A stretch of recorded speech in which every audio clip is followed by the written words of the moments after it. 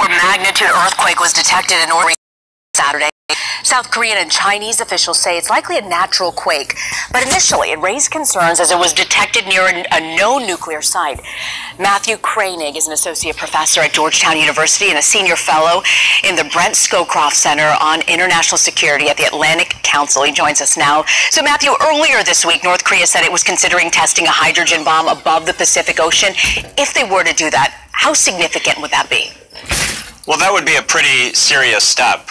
Essentially, what they seem to be talking about would be putting a hydrogen bomb on a missile, launching it over the Pacific Ocean, and detonating the bomb in the sky. So in the early days of the Cold War, countries used to do this, but no country's done this in decades.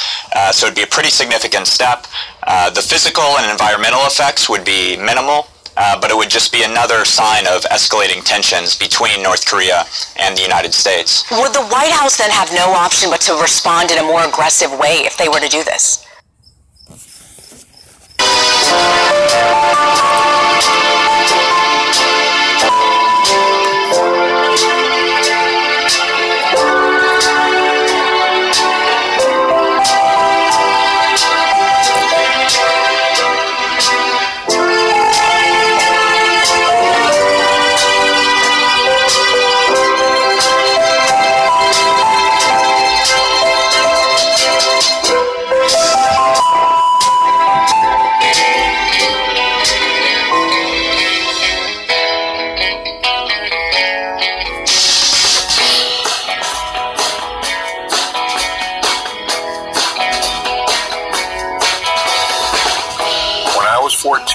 One of my fondest memories is the moon landing on July 20th, 1969. At the time of Neil Armstrong's first steps, I was in a bowling alley called West.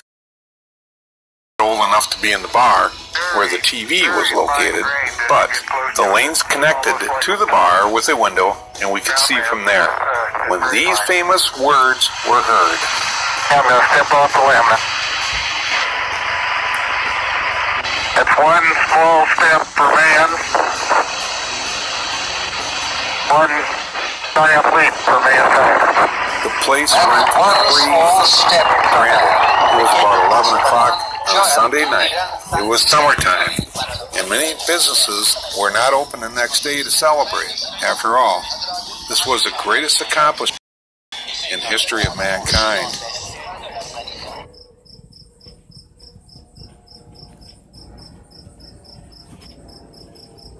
You can buy anything on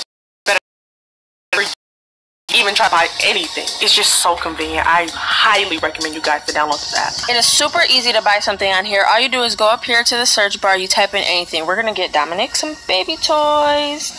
There you go, baby toys. It gives you so many different options from all type, boy, girl, all over the world, any types of toys. Alright, so I'm gonna buy these Disney Junior 5-set bath squirter toys. I just love Disney. And then you just press buy now. You put in your card information, but our card information is already in there.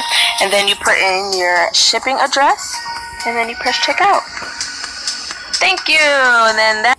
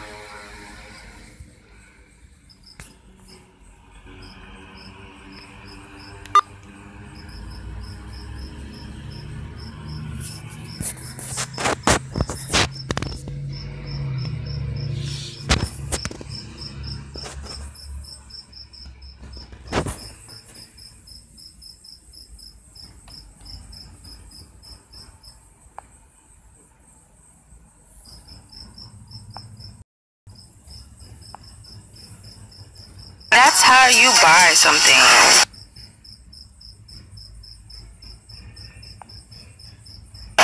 President Nixon closed all public businesses, including the draft offices.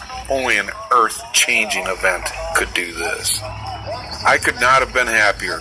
We really landed on the moon, and I was lucky enough to see it.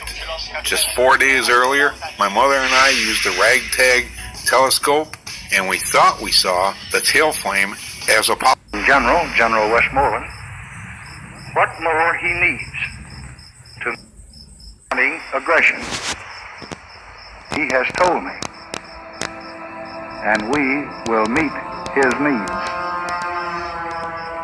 I have today ordered to Vietnam the Air Mobile Division and certain other forces which will raise our fighting strength from 75,000 to 125,000 men almost immediately. Additional forces will be needed later, and they will be sent as requested. This will make it necessary to increase our active fighting forces by raising the monthly draft call from 17,000 over a period of time. Once the communists know, as we know, that a violent solution is impossible, then a peaceful solution is inevitable. The only alternative was to go to college. To go to college, you also needed money. This country was a powder keg with a short fuse and many volunteers with a lit match.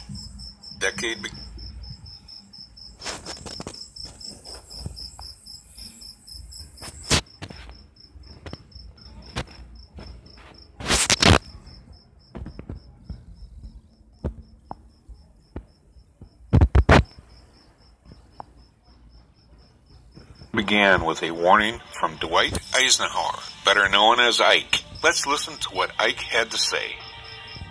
Now, this conjunction of an immense military establishment and a large arms industry is new in the American experience. The total influence, economic, political, even spiritual, is felt in every city, every state house, every office of the federal government.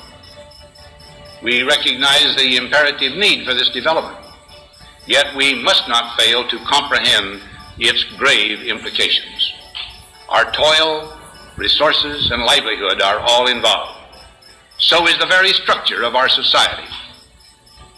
In the councils of government, we must guard against the acquisition of unwarranted influence, whether sought or unsought, by the military-industrial complex. The potential for the disastrous rise of misplaced power exists and will persist.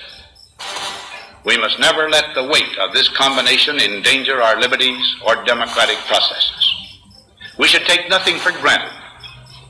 Only an alert and knowledgeable citizenry can compel the proper meshing of the huge industrial and military machinery of defense with our peaceful methods and goals, so that security and liberty may prosper together, a substitute for intellectual curiosity. For every old blackboard, there are now hundreds of new electronic computers. The prospect of domination of the nation's scholars by federal employment, project allocations, and the power of money is ever present and is gravely to be regarded. Yet in holding scientific research and discovery in respect, as we should, we must also be alert to the equal and opposite danger that public policy could itself become the captive of a scientific, technological elite. Ike warned us the citizens of the military-industrial complex. Let's take a look at what Wiki has to say about it. The military-industrial complex, MIC, is an informal, and I repeat, informal alliance between a nation's military and the arms industry, which supplies, seen together as a vested interest which influences public policy. A driving factor behind this relationship between the government and defense-minded corporations is that both sides benefit, one side obtaining war weapons and the other being paid to supply them. Now this is a recipe for disaster. It is obvious Ike was warning us of oncoming danger. One other thing he said caught my attention. He said while holding scientific research and discovery in respect, as we should, we must be alert to the equal and opposite danger that public policy could itself become the captive of a scientific, technological elite. Not only was he warning of unnecessary future wars because of the greed money can produce, he was also warning us to hold scientific research accountable. I feel the key word he used was captive. The Free Dictionary says captive means to be taken and held prisoner as in war, restrained by circumstances that prevent free choice, serving a single company exclusively. It is Dwight Eisenhower, a two-term president, winning both elections by a landslide, who held the love of the citizens, which he would, in his last days of power, warn the people he also loved. The fox is in the henhouse because nobody is watching and nobody cares. And that nobody, folks, is us. On September 12, 1962, President John F. Kennedy made a famous speech at Rice Stadium. Let's listen to parts of that speech. But why, some say, the moon? Why choose this as our goal? And they may well ask, why climb the highest mountain? Why, 35 years ago, fly the Atlantic? Why does Rice play Texas? We choose to go to the moon. We choose to go to the moon.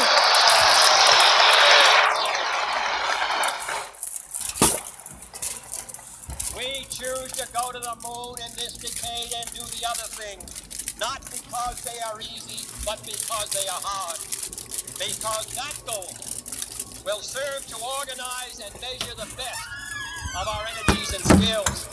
Because that challenge is one that we're willing to accept, one we are unwilling to postpone, and one we intend to win, and the others too. But if I were to say, my fellow citizens,